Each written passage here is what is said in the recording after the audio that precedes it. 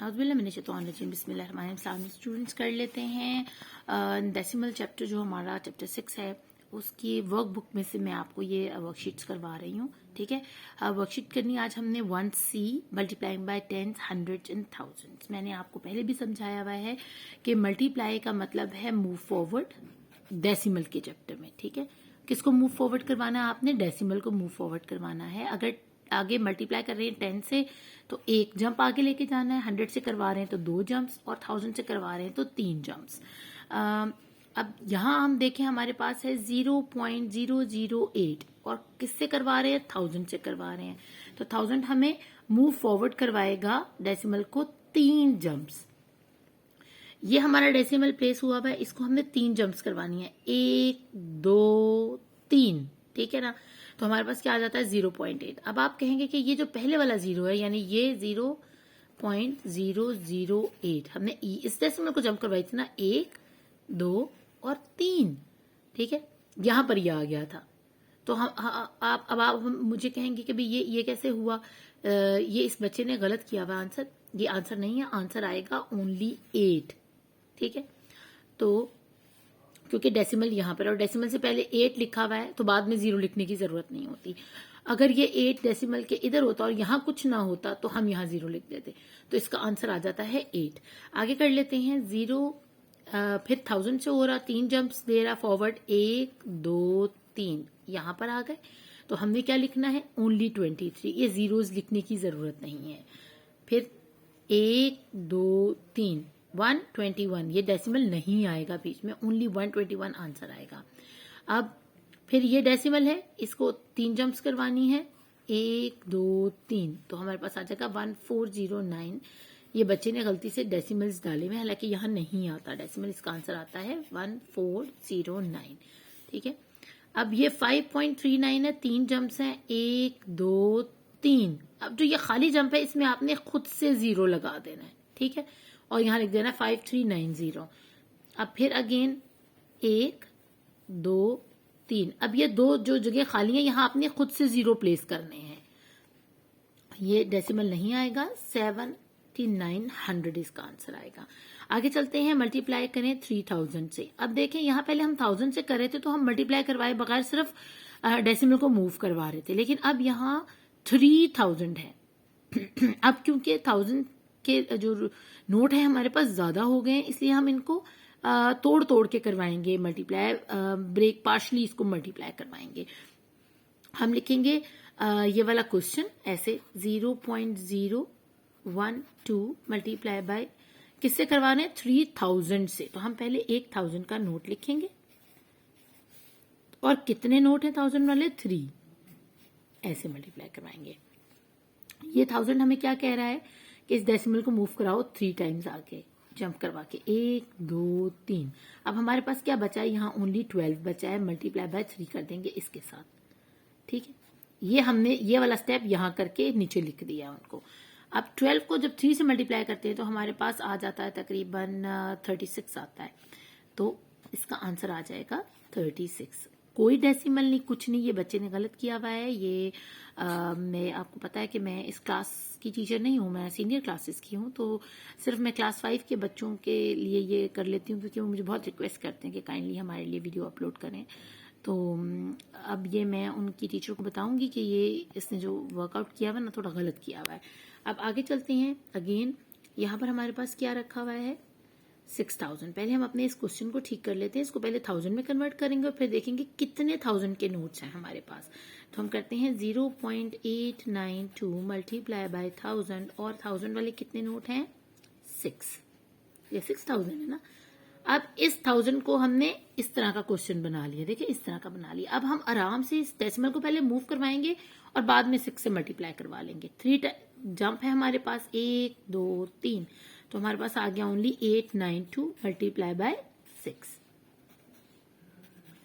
अब 892 को मल्टीप्लाई करवा दे आराम से 6 के साथ। 6 2 12, 6 9 54 55, एंड 6 8 होता है 48, और 48 में 5 डाले तो हो गए हमारे पास 48, 49 50 51 52 53।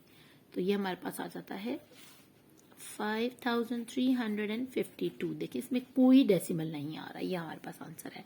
अब फिर अगेन इस क्वेश्चन को ठीक कर लेते हैं। 0.73 मल्टीप्लाई बाई 1000 के नोट हैं और कितने हैं 4, क्योंकि 4000 है ना।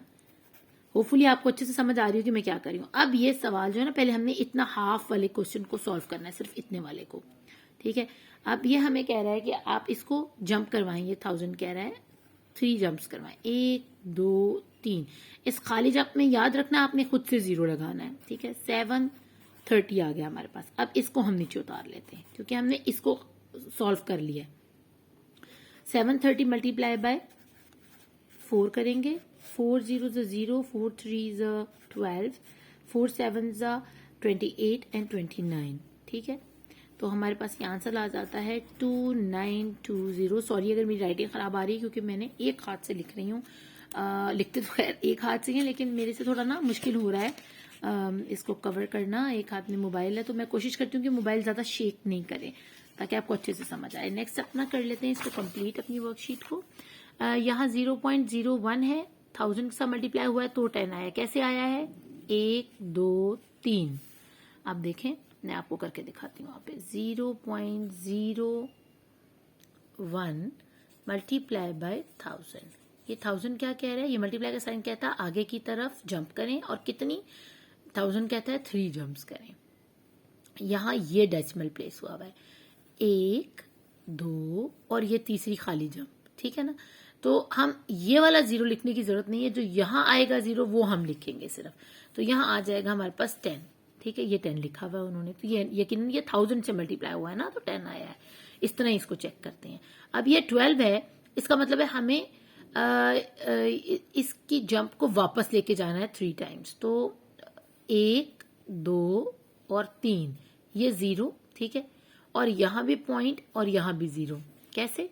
देखें ये 12 है ना, ठीक है। इसको 2 जंप पीछे लेकर 3 जंप पीछे लेके जाना है। 1 2 3, ये 3 वाली जगह पे 0 आ गया। यहाँ लगा डेसिमल। डेसिमल कभी शुरू में अकेला नहीं लगता, वो अपने साथ 0 रखता है, तो इसलिए हमारा इसका आंसर आ गया 0.012।